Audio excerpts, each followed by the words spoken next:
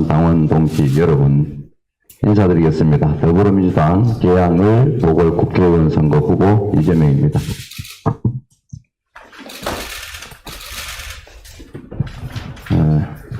우리 계양군은 고구려 시대 주부토군으로 불렸고 2015년 고려 고종 때 현재와 같은 계양도호부라는 이름으로 계양이라는 이름을 얻게 됐습니다. 800년 역사의 계양, 이젠 대전환과 대도약이 필요한 때입니다. 우리 계양의 최우선 과제는 계양 테크노밸리의 성공입니다. 판교 테크노밸리와 같은 획기적인 성공을 위한 저만의 약속을 말씀드리겠습니다.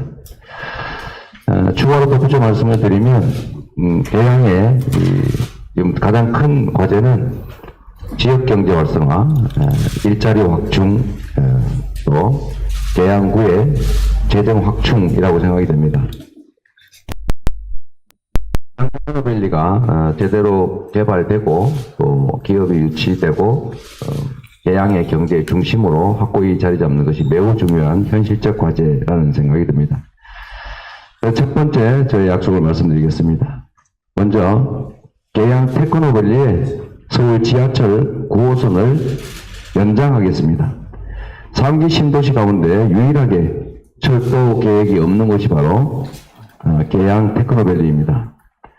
일각에서 추진하겠다고 하는 SBRT만으로는 부족합니다.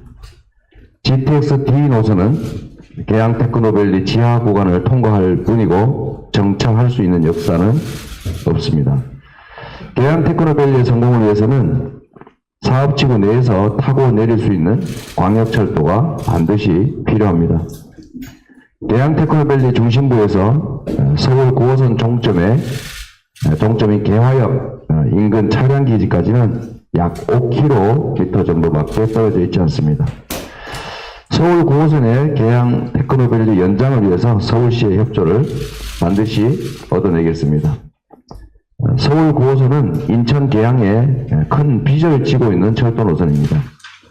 차량기지 약 40만 평방미터 중에서 36%가량이 계양구 땅입니다.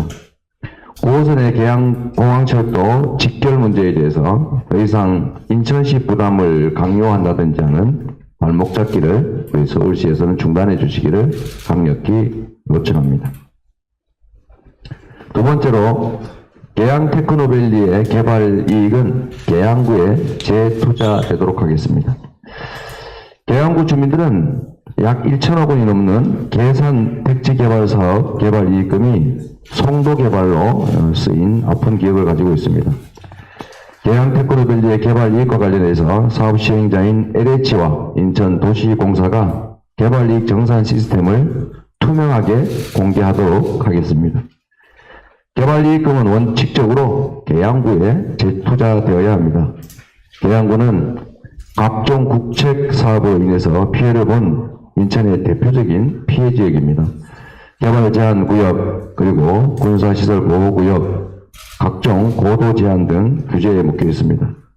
쓰레기 수송도로, 공항철도, 또 공항고속도로, 경인 아라뱃길, 수도권 순환도로 등의 국책 사업 때문에 주민들의 땅은 많이 수용됐고 마을은 단절돼서 오지가 됐습니다.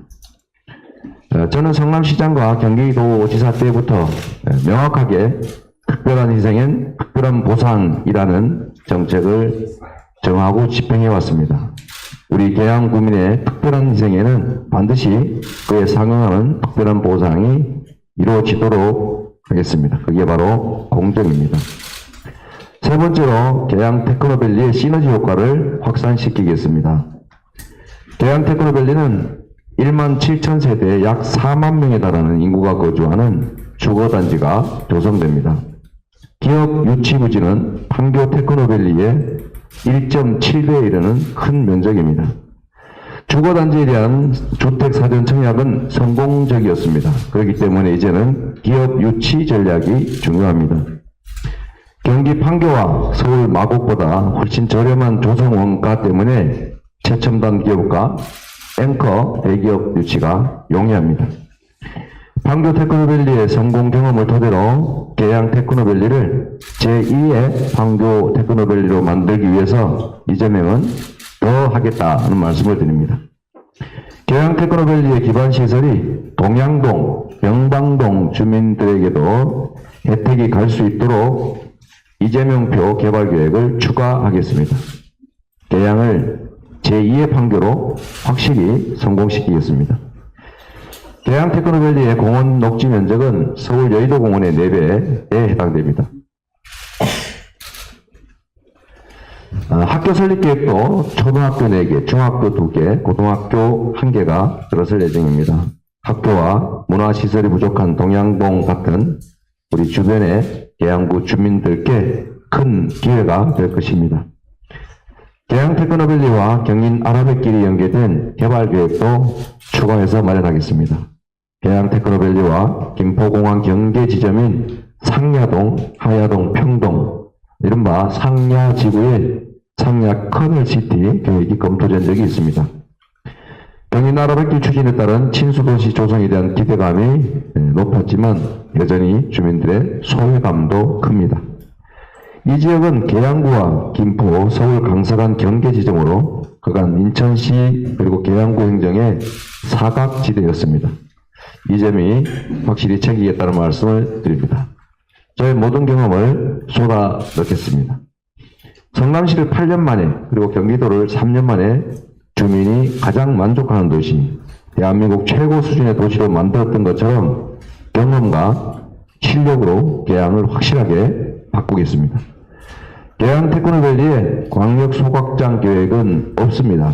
그리고 확실하게 이재명도 그런 계획을 하지 않겠다, 하도록 허용하지 않겠다, 이 말씀 드립니다.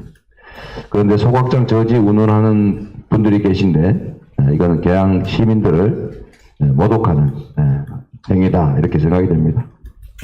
존경하는 계양 구민 여러분, 저 이재명이 계양 성장의 심장이 다시 박동하도록 뛰도록 하겠습니다. 약속은 누구나 하지만 실천은 아무나 하는 것이 아닙니다. 중요한 것은 누가 실천할 수 있는 의지, 거기에 대해서 실천할 수 있는 실력이 있느냐, 그리고 그 실력이 말이 아니라 과거의 실적으로 증명될 수 있느냐일 것입니다.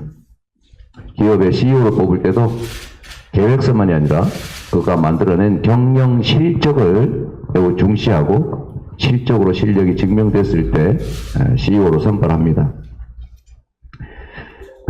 실력과 성과를 증명한 저 이재명이 반드시 말씀드린 것들을 해내겠다, 이 말씀드립니다. 우리 계양에는 큰 일꾼이 필요합니다. 우리 계양에는 유능한 일꾼이 필요합니다. 우리 계양에는 유능함이 과거의 실적으로 증명된 일꾼이 필요합니다.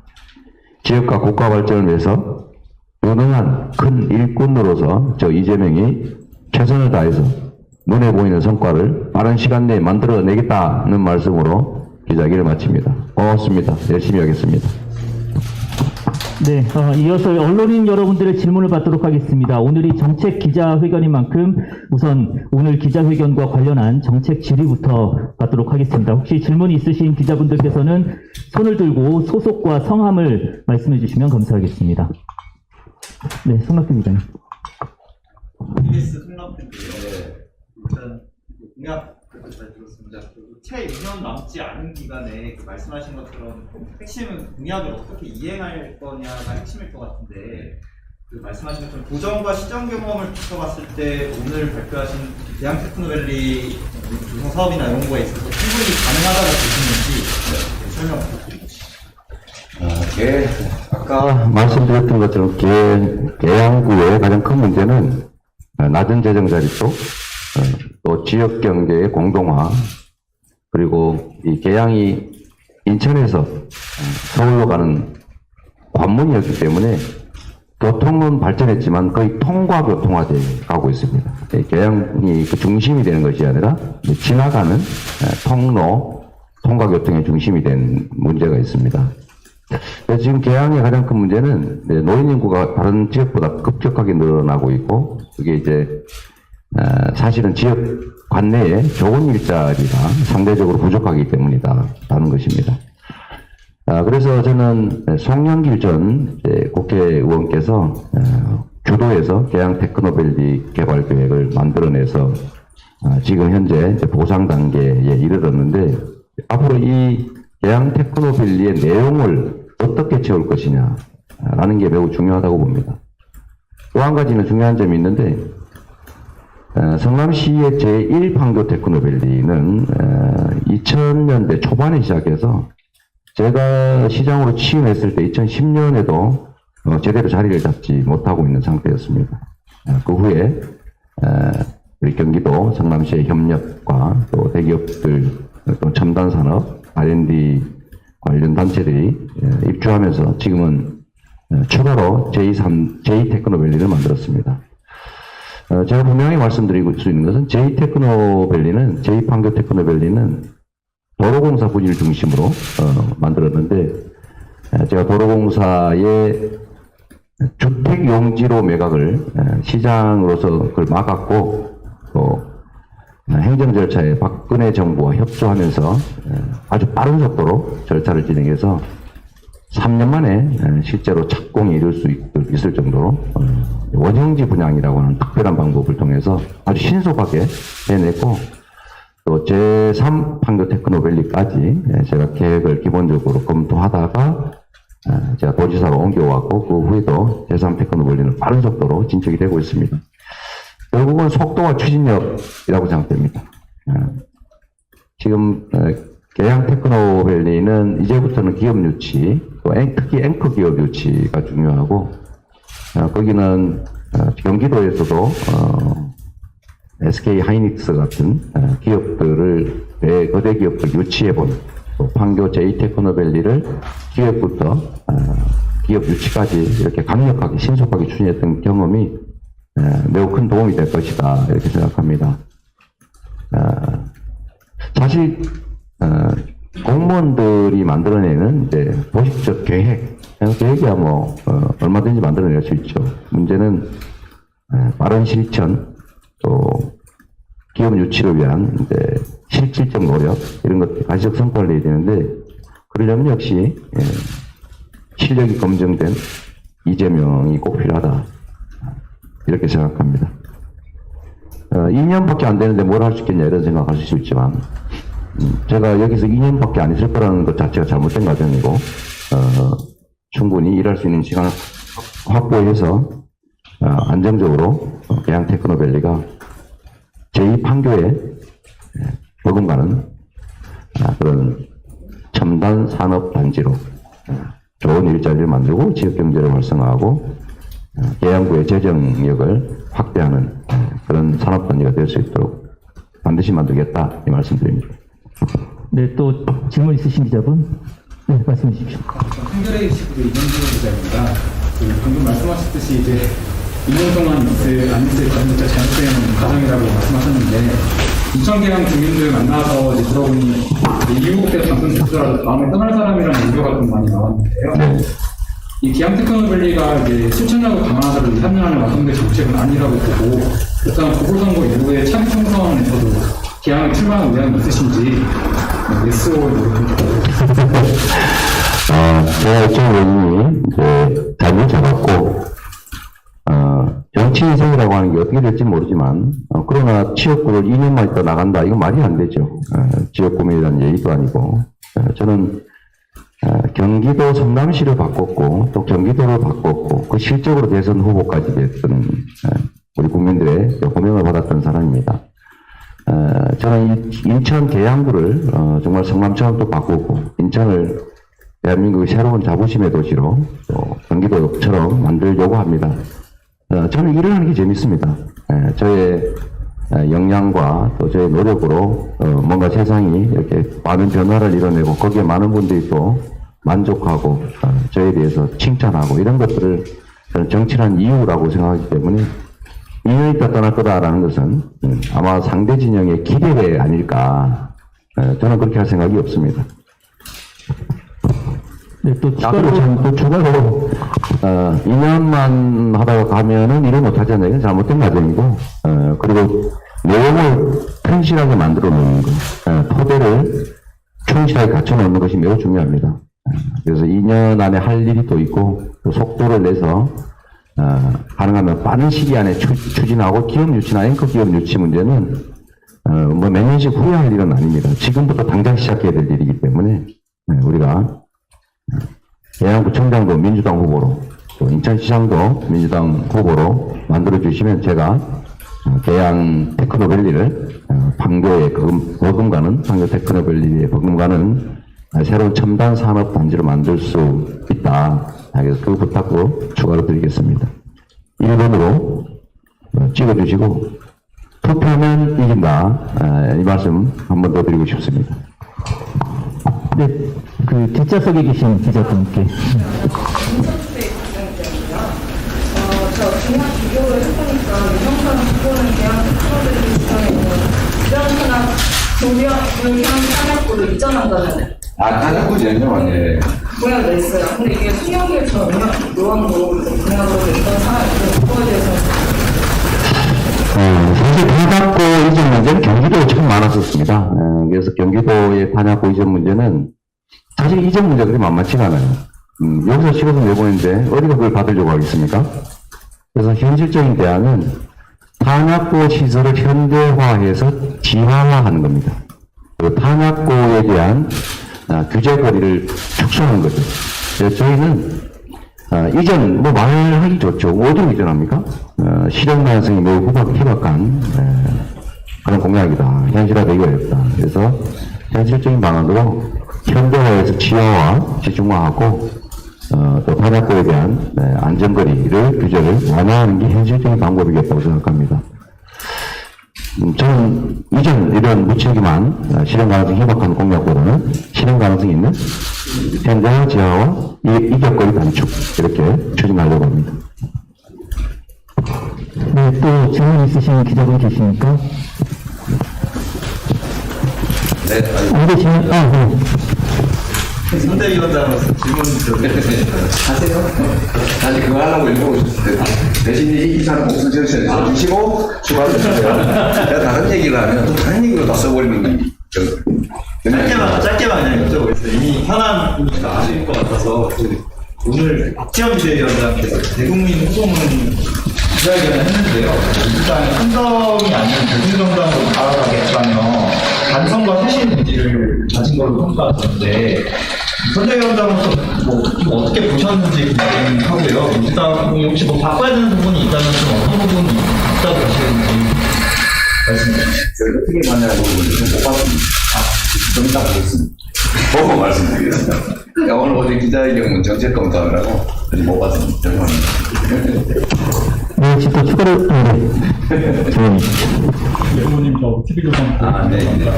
그 관련해서 질문 많이 받으셨을 텐데 이제 여론조사 결과에서 상대 후보한테 바뀌는 것들이 나오다 보니까 현재 판세는 어떻게 보시는지 그리고 이제 남은 기간 동안의 선거 전략은 어떻게 되시는지 여쭤보겠습니다. 네. 이번 아침에 어디 방송, 라디오 방송에 똑같은 질문을 받았는데 오늘 아침에 어디 라디오 방송에도 똑같은 질문이 있었는데 잘 비교해 보시면 전환 면접 조사와 ALS 조사의 차이다. 실제로 변화는 거의 없는 것 같습니다.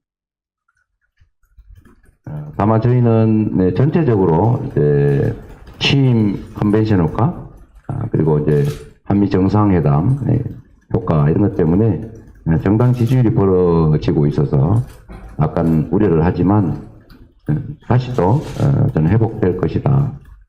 전부는 아니겠지만 다시 이제 또 그 격차는 좀 줄어들지 않을까 그런 기대를 하고 있습니다. 추가해서 말씀드리면 한명숙, 오세훈 그 지방선거, 서울시장선거 때 오세훈 후보가 18% 앞선다고 하죠. 일관되게 여론조사 결과가 나왔는데 최종 개표 결과는 한총리 후보의 0.6% 초박빙 석패였죠. 지지율 격차가 많이 난다라고 하니까 많은 분들이 포기해버렸는데 그 후에 종로구 보궐선거에서는 오히려 그 반대 현상이 현실화됐죠. 오세훈 후보가 투표가 10% 이상 앞섰는다고 했는데 결과는 정세균 후보의 약 14% 압승이었다. 이번 지방선거도 투표율이 대선에는 현저하게 미달할 것이기 때문에 결국 투표하면 이긴다. 결집해서 많이 투표하는 측이 이기지 않겠냐 기대하고. 그래서 제가 계속 말씀드린 것이 민주당과 이재명 대선 후보를 통해서 새로운 희망을 꿈꿨던 우리 국민들께서 지금은 슬픔과 좌절, 그다음에 절망감에 빠져 있어서 기력을 찾고 있지 못하다는 분들이 많으신데 다시 힘을 내서 본인도 투표하고 주변 분들 투표 포기하지 않도록 함께 투표소로 가시면 균형을 이루어낼 수 있는 지방선거에서의 희망도 조금은 만들어낼 수 있다라고 말씀드리고 싶습니다. 오히려 저는 이 ARS 조사는 이제 큰 물길, 흐름이라기보다는 이제 표면에 파도 같은 변동성을 아주 단기간에 이렇게 반영하기 때문에 좀 들쭉날쭉한다. 그 말씀을 드리고요. 지지율이 문제가 아니라 투표하느냐가 문제다. 이 말씀을 다시 한번 드립니다.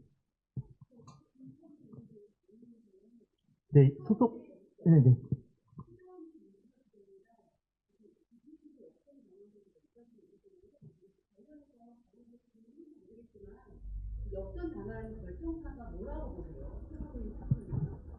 글쎄, 저는 뭐 역전당했다고 생각하지 않습니다. 뭐 오차 범위 내 얘기고, 어쨌든 당 지지율의 변동, 그게, 취임 컨벤션일까? 그다음 한미 정상회담, 이게 제일 크게 영향을 미쳤겠죠, 표면에. 자, 이제, 네, 죄송합니다. 아까 말씀드린 것처럼 제 정책 공약 발표에 또 정책을, 좀 여러분들 꼭 감안해 주시고, 오늘 기자회견 했는데 딴 얘기만 막 해가지고, 그럼 제가 좀 섭섭할 수도 있으니까. 네, 여기 이제 그만하겠습니다. 네. 네, 정책과 관련한 네. 질문들이 더 없으신 관계로 이상으로 기자회견을 모두 마치도록 하겠습니다. 참석해주신 기자 여러분 고맙습니다.